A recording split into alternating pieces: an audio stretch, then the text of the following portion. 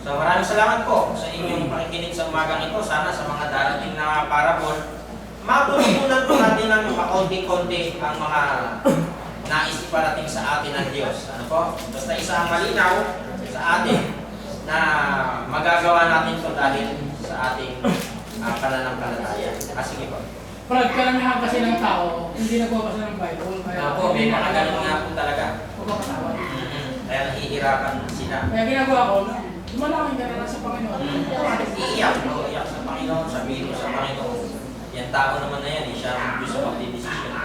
Panginoon ng para sa So, awitin po natin sa panghuling meron pa. Sige po. Balita. Sige po.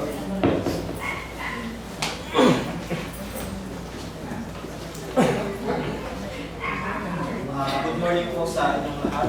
As a youth leader, meron lang po kami i-announce ni Brother Nico.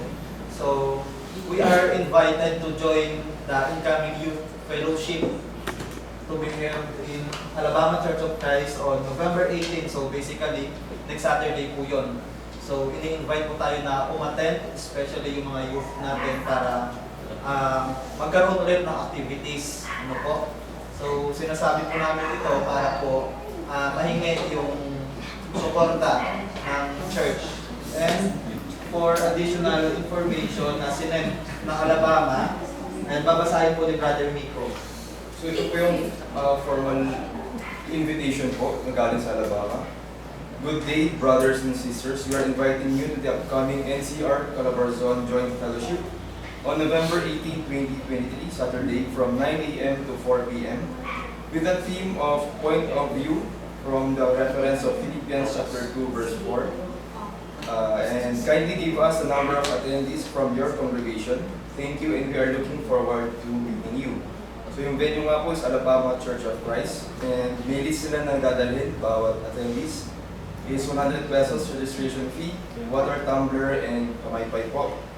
Ang Alabama Church of Christ po is located po malapit sa may SM Dasma. Sa totoo, ano?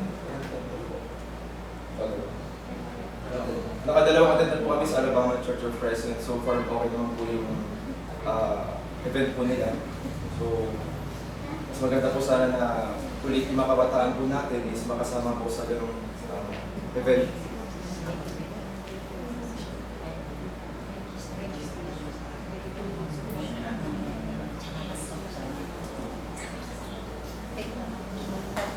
So yung objectives naman po natin dito, para po yung mga youth natin is mabuhay ulit, kasi minsan napapansin po namin yung mga youth naghahanap sila ng activities.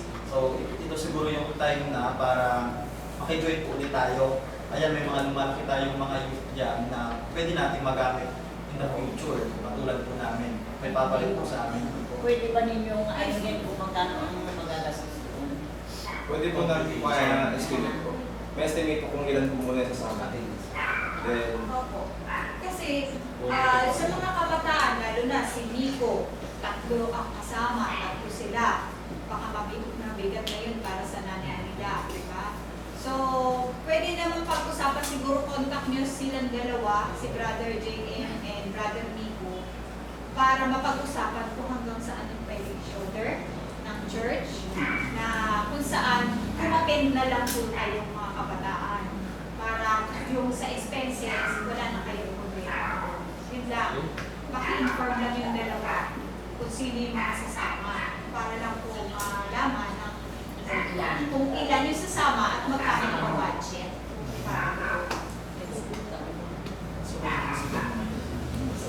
Iwan sa namin number po. Ilang taon po ba? basta po yung nakakaintindi na po. Kahit pumalit, meron pumalit dun eh. Mga 6 Yes, nasabi. Sabado.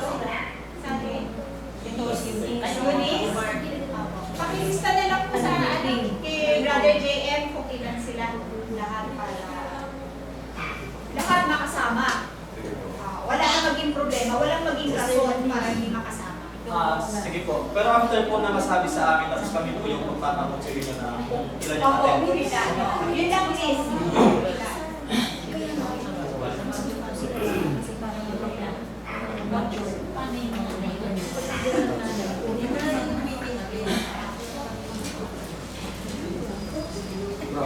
Iwan ka ng number para if ever na gusto mo sumama, punta ka na. Ano lang po, ang napag-isip ko na lang po namin is gagawa na lang po kami ng group chat ng lahat ng kabataan para mabilis po namin ma-send din yung mga information at kung sila po yung gusto sumama. Yung mga Facebook account naman siguro yung mga Kung wala na po, yung mga parents lang po namin yung i-invite namin sa group chat para aware din po sila. Ilang po sana makasama po tayo lahat. Thank you po.